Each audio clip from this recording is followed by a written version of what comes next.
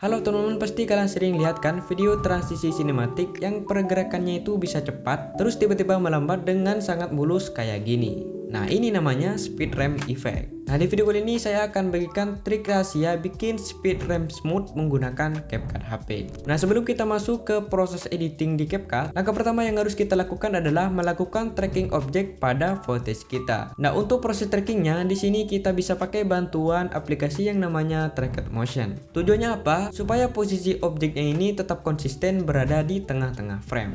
Gua udah masuk ke aplikasi Tracked Motion. Kalian klik icon plus bagian bawah, lalu kalian masukin aja footage kalian. Kalau udah, kalian klik footage kalian di timeline, lalu pergi ke bagian pelacakan kamera. Nah, di sini kalian arahin aja titik trackingnya ke objek kalian. Kalian bisa atur perbesar, perkecil, lalu pilih lacak. Kita tunggu proses pelacakannya itu sampai selesai. Nah, kalau udah di sini kalian zoom aja sesuai dengan arahan yang hijau-hijaunya ini, supaya di area yang hitam itu ketutup ya teman-teman. Nah, kalau udah seperti ini kalian tinggal ekspor aja footage kalian. Kalian bisa lakukan ke semua footage kalian. Oke, kalau proses trackingnya udah beres, langsung aja kita buka aplikasi CapCut-nya buat mulai kita edit.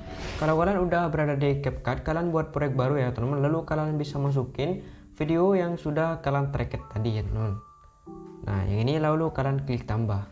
Kalau udah, langkah selanjutnya kita akan mengatur kecepatan dari video kita. Nah, klik aja footage-nya, lalu kalian pergi aja ke bagian kecepatan.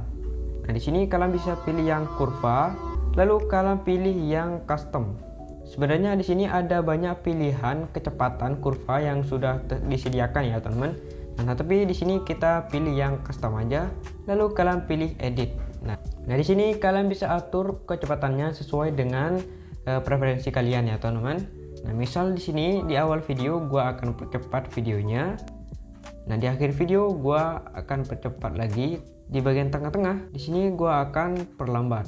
Atur aja kayak gini. Kalau udah kalian atur, kalian klik centang. Lalu kalian klik centang lagi.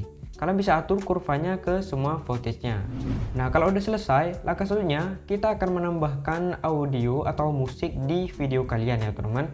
Nah, kalian masukkan aja audionya. Nah, kalau udah, kita pergi ke bagian irama. Nah, di sini kita atur dulu beat musiknya teman-teman. Supaya lebih cepat, di sini kalian bisa atur hasilkan otomatis. Lalu pilih yang tambahkan irama. Kita tunggu prosesnya sampai selesai. Kalau udah jadinya seperti ini, lalu pilih centang. Nanti akan muncul nih beat musiknya ya teman-teman. Nah, kalau kalian bisa lihat ada titik putih di bagian bawah audionya. Supaya footage-nya ini mengikuti beat musiknya, kita pergi ke titik yang pertama atau ke frame yang pertama, lalu kalian pilih footage kalian, lalu tinggal kalian potong aja sesuai dengan beat musiknya seperti ini. Nah, kalau udah, kita pergi ke titik selanjutnya, lalu kalian potong aja sesuai dengan beat musiknya. Lakuin seperti itu ya teman-teman ke semua footage-nya.